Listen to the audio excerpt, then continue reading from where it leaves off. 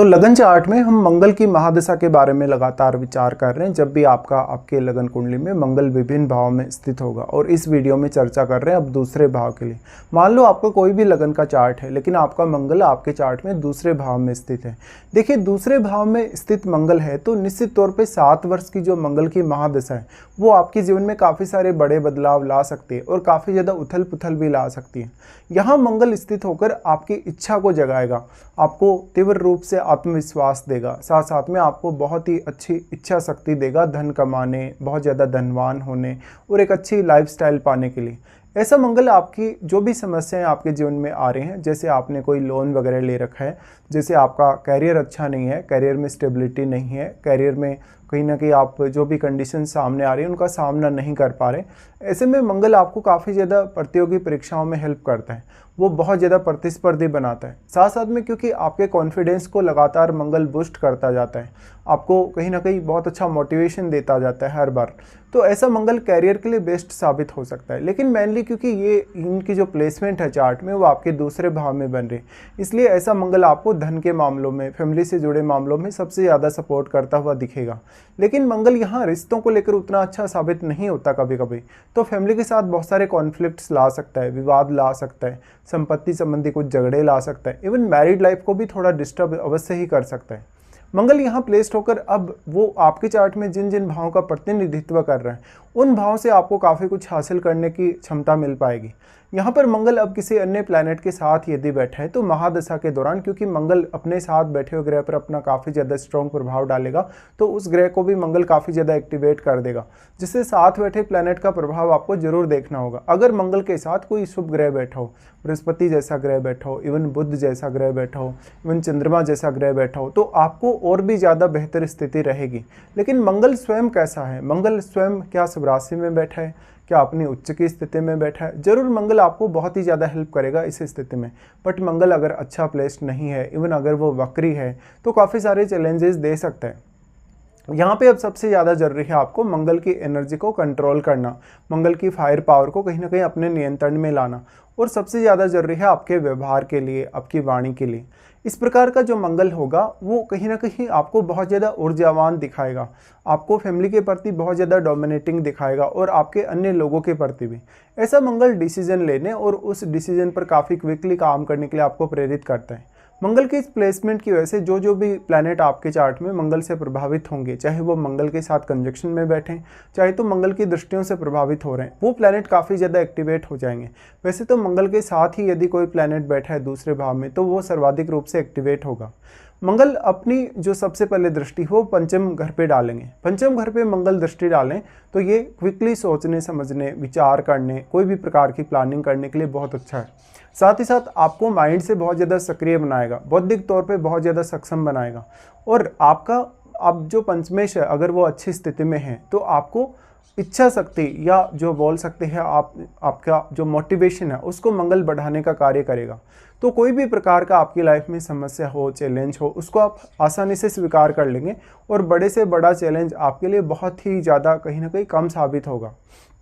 इस हिसाब से देखा जाए तो मंगल की प्लेसमेंट आपके लिए और भी ज़्यादा इफेक्टिव तब हो जाती है जब मंगल के साथ मान लो सूर्य जैसा प्लैनेट बैठा है, अगर मंगल के साथ जैसे बुध बैठा हो, मंगल के साथ अगर बृहस्पति बैठे हो, इवन चंद्रमा बैठे हो, क्योंकि ये प्लैनेट मंगल को और ज़्यादा सपोर्ट करते हैं और मंगल भी इन प्लैनेट्स को सपोर्ट करते हैं। तो जो भी प्लैनेट मंगल के साथ आपके सेकंड हाउस में बैठा है वो प्लैनेट के जो जुड़े हुए भाव हैं, या वो प्लैनेट आपके चार्ट में जिन जिन भावों का स्वामी है उन भावों के माध्यम से भी आपको काफ़ी ज़्यादा गेन होने की संभावना होती है। लेकिन बेसिकली क्योंकि मंगल है वो अचीवमेंट्स को दर्शाता है, तो आप यहाँ पर कोई भी प्रकार की अचीवमेंट्स अपनी लाइफ में पा सकते हैं। ऐसा मंगल आपको हमेशा दूसरों से प्रतिस्पर्धा करने की क्षमता देगा, ज़्यादा से ज़्यादा दूसरों से लड़ने झगड़ने और जीतने की क्षमता भी देगा। मंगल जिन भावों का स्वामी है आपके चार्ट में उन भावों को बहुत ही ज़्यादा प्रोटेक्ट करता हुआ नजर आएगा। और अगर यहाँ से मंगल अपने मित्रों के घरों पे दृष्टि डालेगा, अगर उनके मित्रों की प्लेसमेंट, उन भावों के स्वामियों की प्लेसमेंट अगर चार्ट में अच्छी है तो महादशा के दौरान उन भावों के प्रति भी आपको काफ़ी अच्छी प्रोटेक्शन देने वाला है। साथ ही साथ बौद्धिक तौर पे, माइंड के तौर पे आपको काफ़ी ज़्यादा एक्टिवेट रखेगा। तो ऐसा मंगल फिजिकली भी काफ़ी अच्छा रहने वाला है और मेंटली भी। इस हिसाब से आप अगर अपना फिजिकल या मेंटल बहुत अच्छा बैलेंस बना के चलते हैं तो मंगल आपको बहुत बेहतरीन फ़ायदा दे सकता है। उसके बाद इनका प्रभाव आ जाता है आपके अष्टम घर पे। अष्टम घर पे कभी कभी ये प्रभाव काफ़ी चैलेंजिंग साबित हो सकता है। हालांकि चैलेंजिंग तो होगा ही, लेकिन एंड में आप ही जीतेंगे इसमें। अक्सर ये संपत्ति संबंधी विवाद करवा सकता है, आर्थिक मामलों में बहुत ज़्यादा उथल पुथल दे सकता है। जब भी कोई आप इन्वेस्टमेंट रिलेटेड फैसला लेंगे तो काफ़ी सोच समझ कर आपको लेना होगा। और क्योंकि यहाँ वो पंचम और अष्टम दोनों को ही कनेक्ट कर रहा है, तो लॉटरी, सट्टा, शेयर बाजार वगैरह अगर आप इनमें डील कर रहे हैं तो काफ़ी सावधानी बरतें। मंगल अब यहाँ क्योंकि अपनी दृष्टि जो डाल रहा है, तो अष्टम भाव से जुड़े हुए कार्य करने के लिए अच्छा है।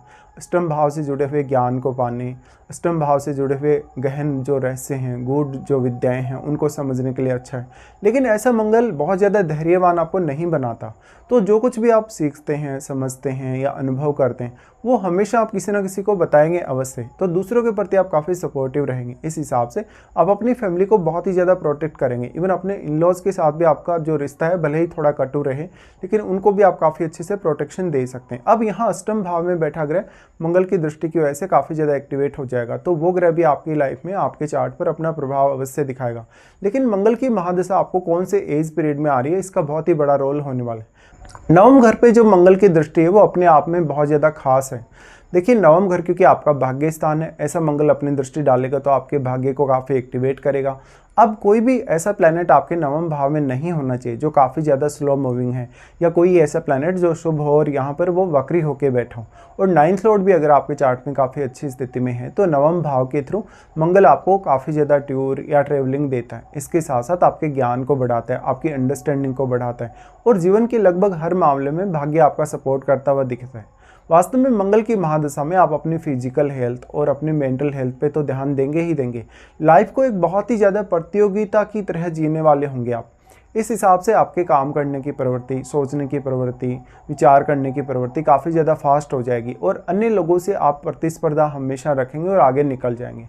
मंगल अब मान लो आपका सेकंड हाउस में, जैसे मान लो अगर अपने राशि में बैठा है, मेष राशि में बैठा है, वृश्चिक में बैठा है, इवन कभी कभी अगर उच्च का भी बैठा है, तो मंगल बहुत ही ज़्यादा प्रभावी हो जाता है। इसी तरीके से अगर मंगल वक्री होकर बैठा है, उस केस में वो और भी ज़्यादा इफेक्टिव हो जाता है। बाकी सामान्य स्थितियों में मंगल जैसे किसी का कुंभ राशि में बैठा है, किसी का धनु में बैठा है, मीन में बैठा है, तो सामान्य प्रभाव ही देता है। हालांकि वो अपनी एनर्जी की वजह से दूसरे ग्रहों को एक्टिवेट करता है और उन भावों को भी जिन पर वो दृष्टि डाल रहे हैं, इसलिए मंगल आपको काफ़ी ज़्यादा हेल्प करता है। इस प्रकार का मंगल आपको काफ़ी ज़्यादा उत्तेजना देता है, उग्र बनाता है, गुस्सा देता है काफ़ी ज़्यादा। लेकिन इस एनर्जी का उपयोग अगर आप सही दिशा में महादशा के दौरान कर लेते हैं, तो आप वो सारी की सारी अचीवमेंट्स आसानी से पा सकते हैं जो आप सोच कर चल रहे होते हैं या प्लानिंग करके चल रहे होते हैं। मंगल की दशा में धैर्य रखना जरूर सीखें, और 7 वर्ष के दौरान आप जितनी ज़्यादा थोड़ी स्टेबिलिटी की तरफ लाइफ में जाएंगे, उतना ही ज़्यादा आपको मंगल सपोर्ट करेगा। मंगल अब यहाँ नीच की स्थिति में नहीं होना चाहिए। राहु केतु जैसे ग्रहों के साथ हो, शनि जैसे ग्रहों के साथ हो, तो उतने बेहतर प्रभाव या उतने बेहतर परिणाम नहीं मिल पाते कभी कभी जो आप एक्सपेक्ट कर रहे होते हैं। और मंगल जो है, वास्तव में मंगल आपकी फिजिकल बॉडी पे वर्क करता है। इस प्रकार का मंगल आपको धन संपत्ति के मामलों में बहुत ही ज़्यादा उग्र और आक्रामक बना सकता है, बहुत ज़्यादा अचीवमेंट्स दे सकता है। तो ऐसा मंगल आपको फैमिली में एक अच्छी रेपुटेशन देता है। अब सबसे इम्पोर्टेंट बात यही है कि आपकी महादशा कौन से एज पीरियड में आती है। देखिए, अगर इस प्रकार का मंगल अगर हो और अगर दशा आपको लगभग 15 साल से पहले तक अगर आती हो, तो फैमिली के लिए कहीं ना कहीं आप काफ़ी सपोर्टिव बनते हैं। भले ही आपकी छोटी उम्र है, लेकिन आपका मंगल चलने की वजह से फैमिली को इससे लाभ होता है धन या संपत्ति के मामलों में।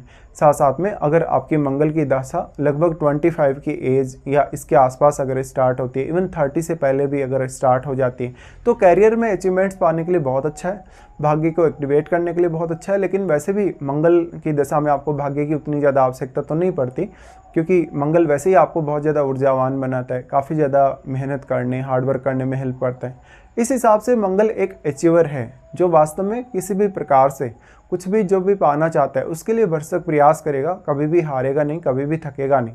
इसलिए जातक भी ऐसा ही कुछ करने वाला है।